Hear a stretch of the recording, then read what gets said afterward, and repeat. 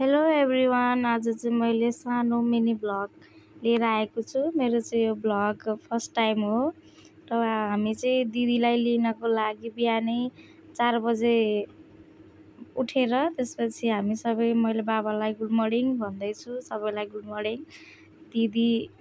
दिदी बाबुहरू भाइहरू सबैजना हामी उठेर रेडी हुँदैछौँ।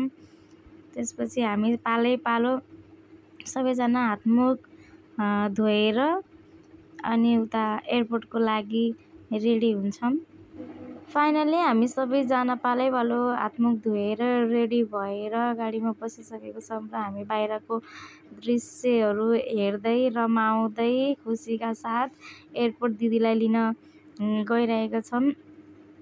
हामी चाहिँ बाहिर काठमाडौँको माहौलहरू हेर्दै यताउति कुराकानी गर्दै हिँडिरहेका छौँ। अब भने हामी एयरपोर्टको बाहिर पुगिसकेका छौँ र यताउति म भने फर्स्ट टाइम त होइन, सेकेन्ड टाइम हो। तर दिदीहरूलाई छोड्न जाने बेलामा चाहिँ हामी राति परेको भएर चाहिँ राम्रोसँग हेर्न पाएको थिइनँ र अहिले चाहिँ बिहानैमा दिदी आउनु हुनुभएको भएर चाहिँ बाहिर सबैतिर मैले चाहिँ हेरिरहेको छु, भिडियोहरू बनाइरहेको छु। अगाडि चाहिँ बाबा दिदी भाइहरू छोराहरू हिँडिरहेका छन् र हाम्रो चाहिँ यहाँ चाहिँ भित्र को जाने दिदीलाई लिनलाई एयरपोर्टभित्र धेरैजना जानको लागि पनि पैसा धेरै लाग्ने रहेछ। त्यसकारण चाहिँ म र बाबा, त्यसपछि रवि दिदीको ठुलो सानो छोरा अनि भदै त्यसपछि कान्छी बहिनीको छोरा भएर हामी 4-5 जना भएर एयरपोर्टभित्र छिरिसकेपछि सबैजनाहरू आइराख्नु भएको छ। सबैतिर खुसीको माहौल छ है। भेट्दाखेरि त एकदम रुन मन लाग्ने, बाहिरबाट आएको मान्छेहरूसँग भेट्दाखेरि त। हामी पनि यहाँ दिदीको वेटिङमा छौँ। वेटिङ हाम्रो धेरै लामो त भएन तर धेरै छोटो पनि भएन। हामी भने अगाडिको लिफ्टमा हेरिरहेका थियौँ तर दिदी भने यतापट्टि साइडबाट आउनुभयो अनि हामी सबैजना खुसी हुँदै बधाई र छोराहरूले गएर पहिल्यै खुट्टा ढोगिसकेर दिदीसँग साथी आउनुभएको थियो, उहाँलाई पनि मैले नमस्कार यताउति गरेँ, दिदीसँग अँगल मारेँ है। यसरी रुन मन लाग्यो, आँखाभरि आँसु भयो। तर त्यहाँ सबैजनालाई हेरेर लाज लाग्यो कि रुनलाई पनि। बाबाले त्यसपछि खादा ओढाइदिएर दिदीलाई स्वागत गरिदिँदै हुनुहुन्छ। हामीले दिदीलाई राम्रोसँग स्वागत गरेर मिलेर त्यसपछि हामी चाहिँ अनि फोटोसोटो खिचेर त्यसमा अनि त्यो दिदीसँग हल्का कुराकानी गरेर चाहिँ अब दिदीले चाहिँ लगेज अब समातिसक्नु भएको छ अनि हामी सबै बिस्तारै एयरपोर्ट बाहिर निस्किन्छौँ। हामी चाहिँ एकदम खुसी भएर अब चाहिँ हिँड्यौँ। दिदीले लगेज लतार्दै हुनुहुन्छ, म चाहिँ भिडियो बनाउँदै यताउति। दिदी हिँडिराख्नु भएको छ, म चाहिँ दिदीको भिडियो बनाउँदा खुसी नि त। दिदी अब 2-2.5 वर्षमा फर्केर आउँदाखेरि त धेरै खुसी। बाबुहरू पुरा एयरपोर्ट चिल्लो, उनीहरू जुत्ता लर्काउँदै अगाडि भागिसके। बाबा त झन् एकदमै खुसी। ठुलो छोरी अब घर फर्किँदै गर्दाखेरि हामी चाहिँ अब एयरपोर्ट बाहिर आइसक्यौँ। एयरपोर्ट बाहिर आइपुग्दाखेरि दिदीले चाहिँ सोध्नुभयो, माइली दिदी आएन सानो दिदी भनेर। हामीले चाहिँ आएन भनेर त्यत्तिकै मजाक गरेको थियौँ है।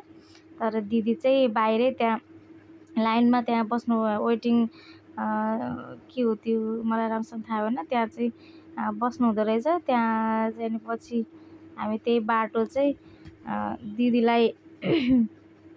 दिदीलाई मैले चाहिँ फलो गरिरहेको छु। दिदी चाहिँ गई लगेज लतारेर हिँडिराख्नु भएको छ।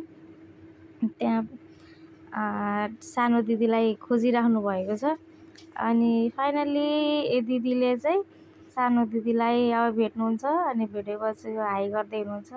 अनि दिदीले अब माइली दिदीलाई झन् देखेपछि त झन् छिटो सुर्केस तान्नुहुन्छ। म भने यता र उता भिडियो बनाउँदै हिँडिरहेको छु। बाबुहरू पनि ठुलो मम्मीसँग खुसी भएर साथमै हिँडिरहेका छन्।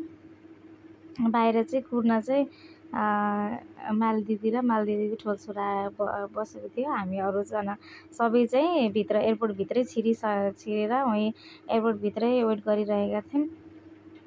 अब चाहिँ हामी दिदी भएको थियौँ पुग्न लाग्यौँ। अब चाहिँ दुईजना हेर्नुहोस् कसरी अङ्गल मार्नुहुन्छ। एकदम 2.5 वर्षपछिको भेट। मालदिदी पनि बाहिरै हुनुहुन्थ्यो। मालदिदी चाहिँ दिदीभन्दा अगाडि नै 5 महिना समथिङ यस्तै भन्दा अगाडि आइसक्नु भएको थियो। मालदिदी जाँदाखेरि चाहिँ दुईजना जेठो दिदी र मालदिदी सँगै जानुभएको थियो। आउँदाखेरि चाहिँ ग्याप भएको थियो। म भने धेरै 2-3 जना दिदीबहिनीसँग खुसी बाबा मुसु हाँसिरहनु भएको छ। 3 जना दिदीबहिनीसँगै छौँ र दुईवटा अरू बाबुहरू पनि, एकजना बहिनी चाहिँ घरमै छ।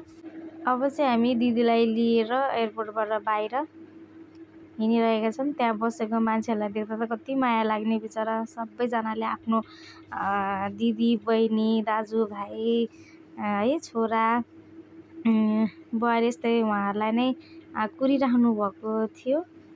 भित्र माहौल सबैजना भित्रपट्टि एयरपोर्टभित्र त देख्दाखेरि रुँदैन भन्दा पनि इमोसनल हुँदो रहेछ आफै पनि। त्यो अब धेरै वर्षपछि भेटेको खुसीले हो सायद है।